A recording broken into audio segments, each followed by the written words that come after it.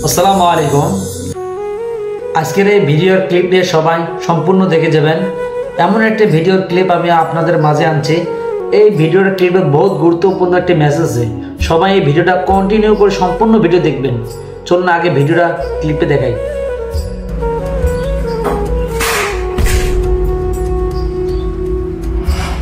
এই বাচ্চাটা যখন তোমার পেট থেকে দুনিয়াতে এসেছিল তখন কি মোবাইলটা হাতে করে নিয়ে এসেছে?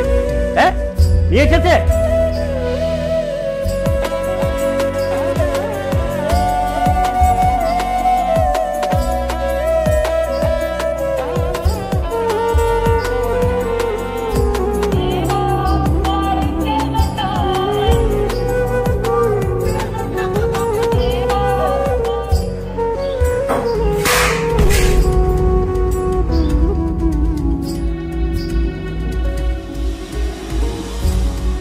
এটা কি করলা?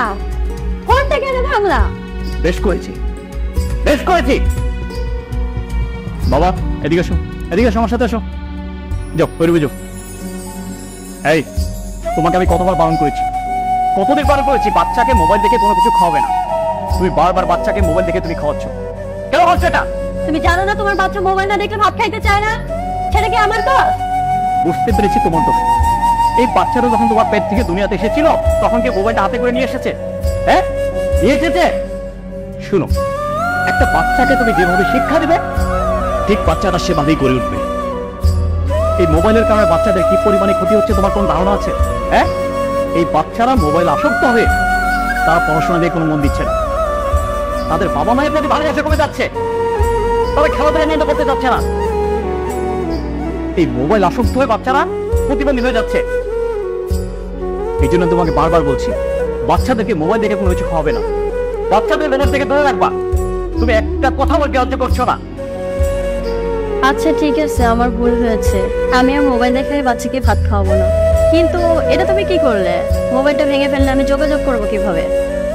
অসুবিধা নেই, আমি ভেঙেছি, আমি তোমাকে মোবাইল কিনে দেবো।